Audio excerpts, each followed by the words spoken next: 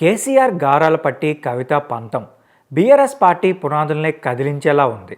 మొత్తానికి ఇది చినికి చినికి గానివాలలా మారకుండా ఉండేందుకు కేసీఆర్ పావులు కదిపారు. అయినా సరే కవిత ససేమేరా అంది.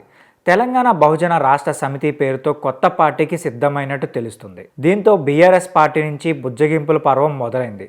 కవిత ఇంటికి ఇద్దరు రాయబారులు దామోదర్రావు, గండ్ర మోహన్ రావు వెళ్లారు. 3 గంటల పైగా చర్చించారంట.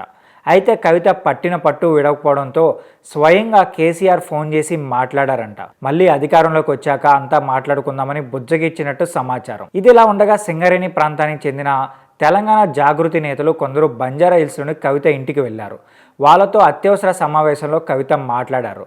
కొత్త పార్టీపై అభిప్రాయాలు తీసుకున్నట్టు సమాచారం. మరోవైపు కేసీఆర్ దగ్గర గొంతెమ్మ కోరికలు కోరినట్టు తెలుస్తుంది. వాళ్ళు ఇంకా నిర్ణయం తీసుకోకముందే కొత్త పార్టీ పేరు బయటికి రావడంతో పార్టీ అధిష్టానం ఒక్కసారిగా ఉలిక్కిపడింది. ఇంతకు కవిత డిమాండ్లు ఏంటంటే బీజేపీతో కలిసి ముందుకు వెళ్లడం ఇష్టం లేదని చెప్పినట్టు సమాచారం. అంతేకాదు పార్టీలో తన పొజిషన్పై ఇప్పుడు ఒక నిర్ణయానికి రావాలి. వరంగల్ సభలో తనకు ప్రియారిటీ ఇవ్వకపోవడం చూస్తూ ఉంటే భవిష్యత్తులో కేటీఆర్ సీఎం అయితే తన బతుకు అధోగతి అని తేలిపోయిందని అన్నట్టుగా తెలిసింది. అందుకే ఇక్కడే ఈనాడో తాడో పేడో తేల్చుకుంటానని కారాఖండిగా చెప్పినట్టు తెలిసింది. ఒకవేళ మీరు తేల్చలేకపోతే తన దారి తన చూసుకుంటానని అల్టిమేటం జారీ చేసిందని అంటున్నారు. ఆ దిశగా వేగంగా అడుగులు కూడా పడుతున్నాయంట.